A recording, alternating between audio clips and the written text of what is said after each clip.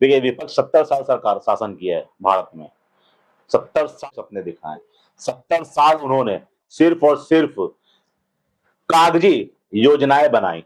70 साल तक उन्होंने गरीबों को और गरीब बनाने का काम किया, पलायन को बढ़ावा दिया है, बिहार में बेरोजगारी को बढ़ावा दिया है, बिहार में अपराध को बढ़ावा दिया है।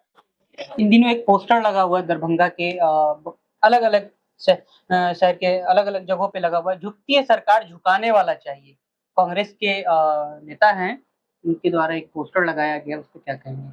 देखिए, ये तो हम मुझे लगता है कि वो अपनी सरकार का विवरण दे रहे हैं कि 70 साल में कांग्रेस ने जो नहीं किया, आज भारतीय जनता पार्टी एनडीए की सरकार ने उस काम को कर दिया। तो वो लोग इसके सामने में एनडीए के सामने में झुक रहे हैं, इस बात को वो दर्शा रहे हैं। रही बात जनगणना की बात, तो जनगणना में जब केंद्र के द्वारा जब जनगणना कराई जा रही है, ये एक बहुत अच्छा पहल है। इसकी लोग सराहना कर रहे हैं। विपक्ष इस बात को बोले क्योंकि केंद्र में उसकी सरकार थी, तो उन्होंने जनगणना जो कराई थी धरातल पे नहीं थी। उस वक्त उनके सहयोगी में जो सरकारें प्रदेश में थी, उन्होंने जनगणना कराने के बाद उसको सरकारी पोर्टल पर नहीं डाला था कि ताकि लोग देख सके कि जनगणना के माध्यम से कौन समाज क्या है क्या नहीं। उन्होंने सिर्फ सार्वजनिक नहीं किया था। लेकिन हमारी केंद्र की एनडीए की सरकार जनगणना भी कराएगी, उसको सर्वर पर भी पोर्टल पर भी डालेगी, ताकि हर एक नागरिक देख सके कि वो हमारे विपक्ष तो यही कहती है कि सत्ता वही कर रही है जो विपक्ष ने करने की कोशिश की है, जो करके छोड़ दिया। यूँ कहें कि आप विपक्ष का आधा-अधूरा काम पूरा कर रहे हैं। देखिए, विपक्ष 70 साल सरकार शासन किया है भारत में। 70 साल उन्होंने सिर्फ झूठे सपने दिखाए। 70 साल उन्होंने सिर्फ और सिर्फ कागजी योजनाएं बनाई। 70 साल तक उन्होंने गरीबों को और गरीब बनाने का काम किया। बिहार में पलायन को बढ़ावा दिया है, बिहार में बेरोजगारी को बढ़ावा दिया है, बिहार में अपराध को बढ़ावा दिया है, बिहार में एक जंगल राज को पनपाया है उसने। लेकिन आज की 2014 की बात करूं मैं और अभी तक की ये तीसरे टर्म की प्रधानमंत्री हमारे एनडीए की सरकार है कि आप देख लें, बिहार से है मुक्त बिहार है। बिहार में जहां जंगल राज था, मैं बता रहा हूं, बिहार में जहां जंगल राज था, क्राइम हो रहा है। बिहार में जहां जंगल राज था, वहां आज प्रशासन का राज है। आज देख लीजिए, आज प्रशासन का राज है, अफसरशाही प्रशासन का राज है। आज के टाइम में रात को 12 बजे भी आप अपने किसी घटना को अंजाम कोई घटना घटी हुई हो तो उसको आप जाके थाने में आवेदन दे सकते हैं सुरक्षित। एक महिला आज हमारे अपने घर से रात्रि में निकलकर किसी भी काम को कर सकती है। ये आप देखिए, आने जो पिछला बीता हुआ कल था कि शाम को 6 बजे के बाद से महिला को छोड़ दिए पुरुष घर से बाहर नहीं निकलते थे। आज का दिन है कि हर रात का 2 बज जाए या कितनी भी रात, एक महिला घर से अकेले बाहर निकलती है, अपने यहाँ बाहर से आती है, स्टेशन से अपने घर अकेले आती है, लेकिन वो सुरक्षा के दायरे में आती है। ये हमारा बदलता बिहार, बदलता बिहार की बात कर रहे हैं। आप दरभंगा में आ जाइए। हाँ जी। कितना दरभंगा में विकास हुआ? 3 टर्म से आपके विधायक हैं। कितना विकास हुआ है अभी तक? आपके सांसद दरभंगा के हैं, कितना विकास हुआ? देखिए, दरभंगा की जहाँ विधायक की बात कर रहे हैं तो ये 5वां टर्म हमारे नगर विधायक जी का है।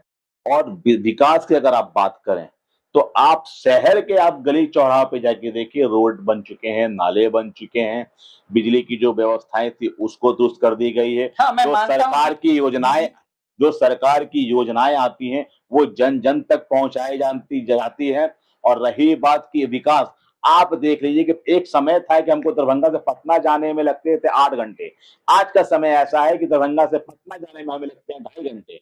आप बात करेंगे तो आज आप देख लीजिए कि रोड का चौड़ीकरण हो रहा है, दरभंगा में एयरपोर्ट आ चुका है, दरभंगा में एम्स आ रहा है, दरभंगा में मंडल आ चुका है, दरभंगा में आईटीआई कॉलेज खुल चुके हैं, दरभंगा में जो शिक्षा की व्यवस्था है उसको दुरुस्त की गई है। आप देख सकते हैं कि 1990 से लेकर 2005 की जो सरकार थी बिहार में, मैं दरभंगा की बात करता हूँ, दरभंगा में डीएमसी सुपर स्पेशल अस्पताल है जो उत्तर बिहार का सबसे बड़ा अस्पताल है। वहां पर डॉक्टर्स नहीं रहते थे, वहां पर उन अस्पतालों में मरीजें नहीं रहा करते थे, उस बेड पर सिर्फ और सिर्फ कुत्तों का रहना होता था। आज के समय में आप देख लीजिए, आज उस डीएमसीएच को बेहतर बनाकर आज आप देखिएगा कि वहां डॉक्टर उपलब्ध रहते हैं, जो हमारे मरीज आते हैं उनकी इलाज होती है। आज आप देख लीजिए कि बिहार दरभंगा की बात करें, दरभंगा में प्रधानमंत्री जी का जो चलाया गया योजना है आयुष्मान भारत कार्ड, वो हर घर घर जन जन तक पहुंच चुका है, शौचालय पहुंच चुके हैं, क्या कहते प्रधानमंत्री आवास योजना पहुंच चुका है, मुख्यमंत्री आवास योजना पहुंचे। मैं कितनी उपलब्धियां आपको गिनाऊं। दरभंगा को तो विकासमय कर दिया। क्या जाम की समस्या खत्म हो गई? क्या सुपर स्पेशलिस्ट चालू हो गया? क्या डीएमसीएच की स्थिति सुधर गई? क्या मानते हैं? देखिए, डीएमसीएच की स्थिति पहले से बहुत ही हाँ, बेहतर मैं चुकी मानता है। हूँ पहले सर्जरी वार्ड खुल चुके हैं। आप जाके देख लीजिए, पहले की तुलना में अभी की तुलना में आप देख लीजिए, वहां बेड की अच्छी व्यवस्था है, वहां अपने मरीजों की चिकित्सा की अच्छी व्यवस्था है, वहां डॉक्टर्स की उपलब्धि होती है, वहां पर क्या कहते हैं एक्सरे मशीन शुरू हो चुके हैं, वहां पर मतलब हर चीज से अब दलाली खत्म हो गई। दलाली भी वहां से खत्म हो चुकी है। दलाली भी जो पहले होती थी, अब दलाली वहां से वो मुक्त हो चुके हैं। वहां परिजन जाते हैं और अपने पीड़ित जो लोग हैं उनका इलाज करवाते हैं। इतना बेहतर सुविधाएं आपको मिल रही है। आप कह रहे हैं जाम की समस्या, आप देख लीजिए कि आज के टाइम में शहर में जाम की समस्या बहुत हद तक कम हुई।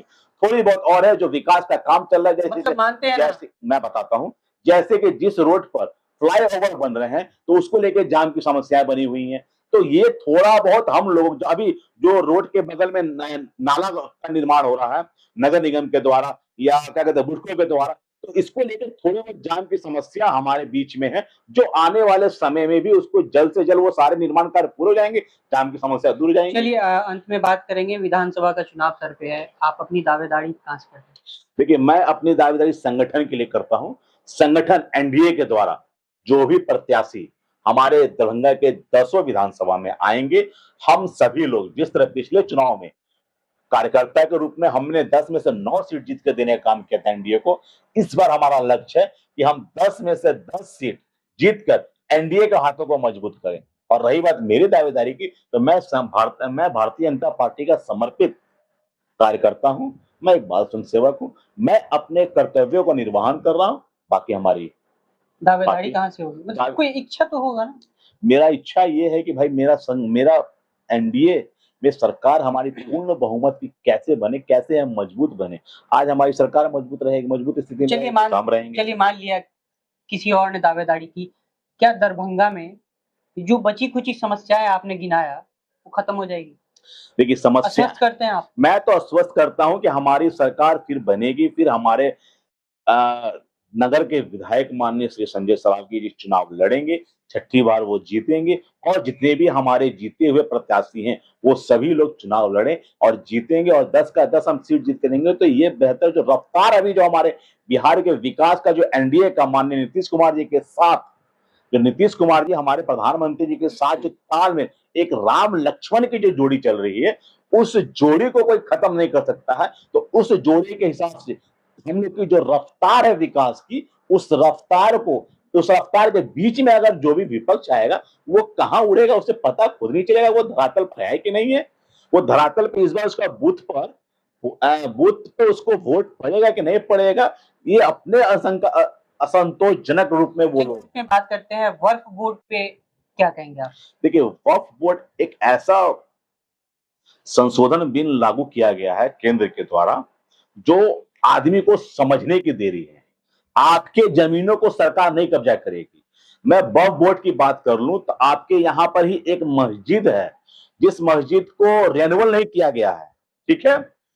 उस वक्फ बोर्ड पहले के कई वर्ष पहले उसको रेन्युअल किया गया, उसके बाद रेन्युअल नहीं किया गया और उसके में 35 दुकानें आती हैं। उस 35 दुकानों का एक दुकान का किराया वक्फ बोर्ड जब हुआ किया गया था, 1000 रुपए दुकानदार से लिया जाता था किराया।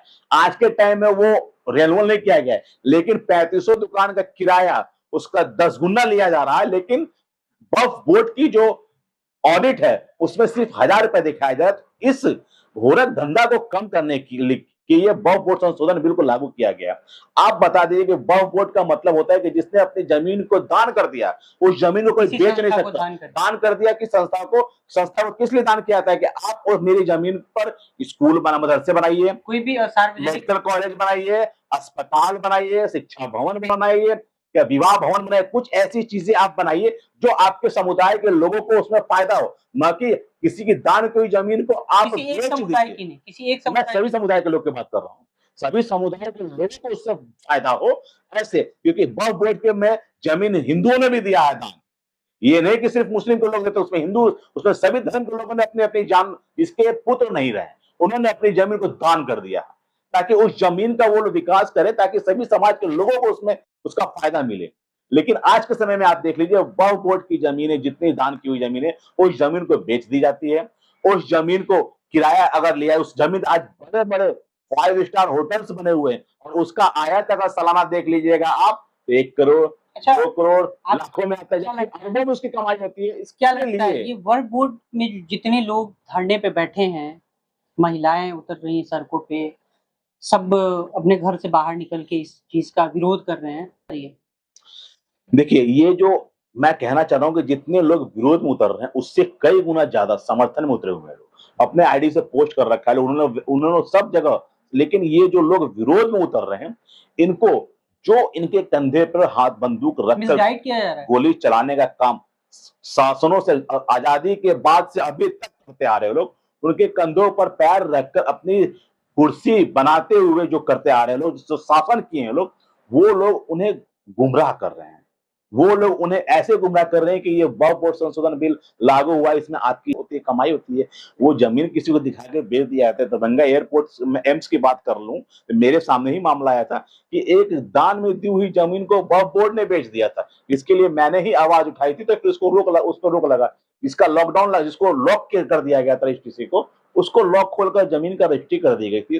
तो इन्हीं सब चीजों को रोकने के लिए वक्फ बोर्ड संशोधन बिल लाया।